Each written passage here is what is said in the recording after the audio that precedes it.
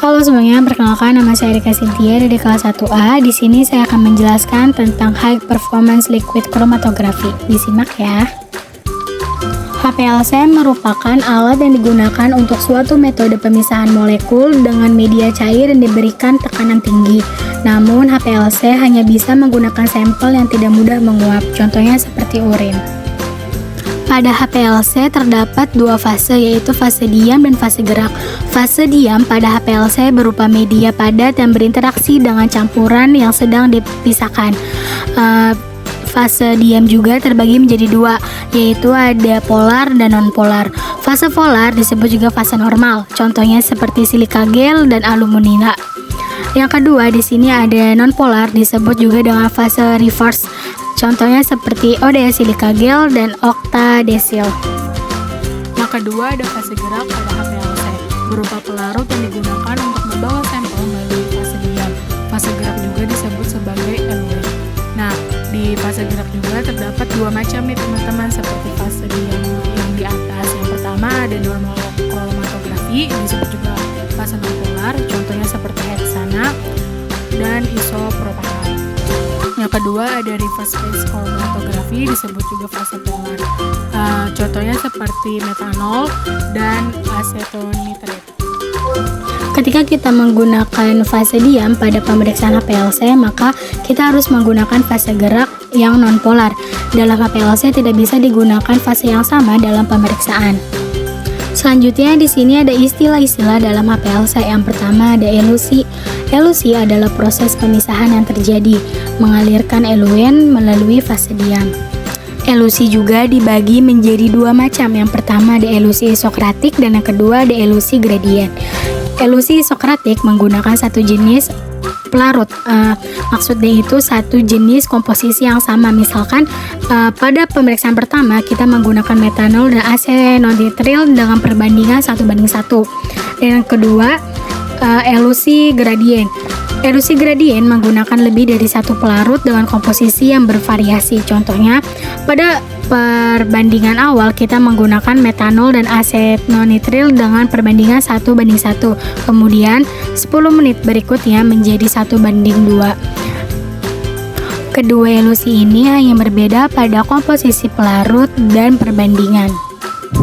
Selanjutnya di sini ada eluen. Eluen merupakan fase gerak berupa zat cair, dan yang terakhir ada eluat, merupakan hasil proses dari pemisahan.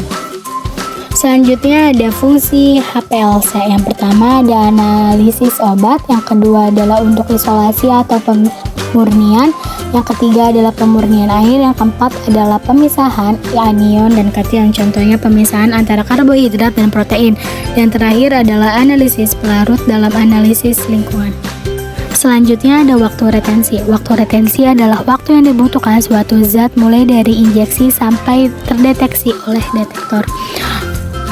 Waktu retensi juga dibagi menjadi dua. Yang pertama ada waktu retensi tinggi dan kedua ada waktu retensi rendah. Waktu retensi tinggi adalah zat menghabiskan lebih banyak waktu dalam kolom, sedangkan waktu retensi rendah adalah zat tersebut melalui kolom dengan lebih cepat. Jadi perbedaannya hanya di waktunya saja ya teman-teman.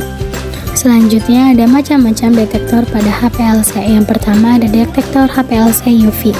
Pada detektor ini, sinar dipantulkan, hasil pantul masuk ke dalam senyawa atau sampel. Yang kedua ada PDA. Pada detektor ini, lampu dioda akan menembakkan ke sampel. Dan yang terakhir ada detektor refraktif. Beberapa hanya digunakan pada beberapa gelombang saja. Selanjutnya ada kalibrasi. Yang pertama ada pompa, yang kedua sampel injektor. Memastikan sampel yang dimasukkan itu sudah benar. Yang ketiga ada detektor, hanya dilakukan melalui vendor. Yang keempat ada komputer. Komputer tidak bisa dikalibrasi, namun kita hanya menghilangkan virus pada softwarenya saja. Selanjutnya ada kelebihan dan kekurangan dari alat HPLC. Yang pertama kita bahas kelebihan terlebih dahulu. Di sini ada kecepatan. Kecepatan yang dimaksud adalah pemisahan akan lebih cepat dibanding dengan alat yang lain. Yang kedua, alat ini lebih efisien karena lebih sedikit memerlukan pelarut. Yang ketiga ada akurasi, dan yang keempat ada ketelitian yang tinggi. Selanjutnya ada kekurangan dari alat HPLC. Yang pertama sudah pasti alatnya harganya mahal, yang kedua kompleks, yang ketiga sensitivitasnya rendah, dan yang terakhir alat ini hanya bisa menggunakan sampel yang tidak mudah menguap saja. Yang terakhir ada faktor yang mempengaruhi hasil dari pemeriksaan HPLC. Yang pertama ada diameter kolom HPLC. Semakin kecil kolom, maka semakin besar sensitivitas. Yang kedua, tekanan pompa. Semakin tinggi tekanan, maka tinggi juga pemisahannya. Yang ketiga, ukuran sampel. Yang keempat, polaritas sampel, kolom, dan eluen. Dan yang terakhir ada suhu dari oven. Semakin suhunya tinggi, maka pemisahan akan semakin baik. Sekian yang dapat saya sampaikan, kurang lebih mohon maaf. Terima kasih. Bye-bye.